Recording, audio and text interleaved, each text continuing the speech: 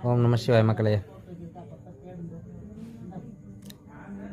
உங்கள் ஆசிரியர் வந்தால் எத்தனை பேர் எந்திரிச்சு நிற்பீங்க?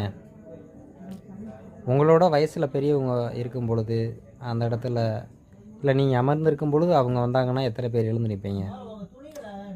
இதில் என்ன அடங்கியிருக்கு? மரியாதை மட்டும்தான் அடங்கியிருக்கா? எல்லோரும் நினச்சிட்ருக்காங்க மரியாதை கொடுக்கறதுக்காக தான் எந்திரிச்சு நிற்கணும் அப்படின்ட்டு. உண்மை அது கிடையாது. நீங்கள் சட்டுன்னு எழுந்திரிச்சு ஏன்னா 2 கையை கூப்பி வணக்கம் செலுத்தும் பொழுது பஞ்சபூத சக்திகள் அதிகரிக்கும், உங்களோட நினைவு சீராகும். ஏன்னா அதை எழுந்து நின்று தான் அந்த ஆசனத்தை செய்யணும்.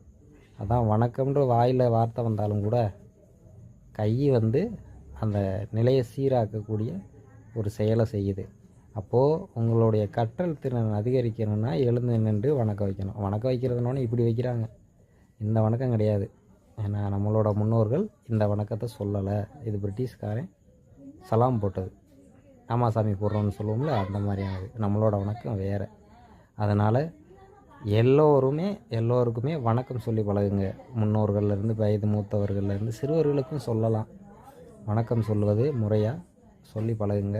அது உங்களோட உடல் நலத்துக்கும் மனநலத்துக்கும் ஆரோக்கியத்துக்கும் வழிவகுக்கும். அதனால் வணக்கங்கிறது எவ்வளோ முக்கியங்கிறத தெரிஞ்சுக்குங்க. ஓம் நம சிவாய. ஓம் நம சிவாய மக்களே. உங்கள் ஆசிரியர் வந்தால் எத்தனை பேர் எந்திரிச்சு நிற்பீங்க? உங்களோட வயசில் பெரியவங்க இருக்கும் பொழுது அந்த இடத்துல இல்லை நீங்கள் அமர்ந்திருக்கும் பொழுது அவங்க வந்தாங்கன்னா எத்தனை பேர் எழுந்து நிற்பீங்க? இதில் என்ன அடங்கியிருக்கு? மரியாதை மட்டும்தான் அடங்கியிருக்கா? எல்லோரும் நினச்சிட்ருக்காங்க மரியாதை கொடுக்கறதுக்காக தான் எந்திரிச்சு நிற்கணும் அப்படின்ட்டு. உண்மை அது கிடையாது.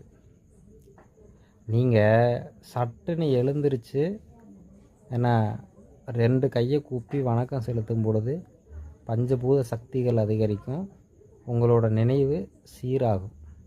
ஏன்னா அதை எழுந்து நின்று தான் அந்த ஆசனத்தை செய்யணும். அதான் வணக்கம்ன்ற வாயில் வார்த்தை வந்தாலும் கூட கை அந்த நிலையை சீராக்கக்கூடிய ஒரு செயலை செய்யுது. அப்போது உங்களுடைய கற்றல் திறன் அதிகரிக்கணும்னா எழுந்து நின்று வணக்கம் வைக்கணும். வணக்கம் வைக்கிறதுனோன்னு இப்படி வைக்கிறாங்க, இந்த வணக்கம் கிடையாது.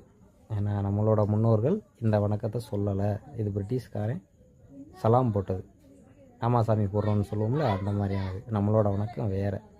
அதனால் எல்லோருக்குமே வணக்கம் சொல்லி பழகுங்க. முன்னோர்கள்லேருந்து வயது மூத்தவர்கள்லேருந்து சிறுவர்களுக்கும் சொல்லலாம். வணக்கம் சொல்வது முறையாக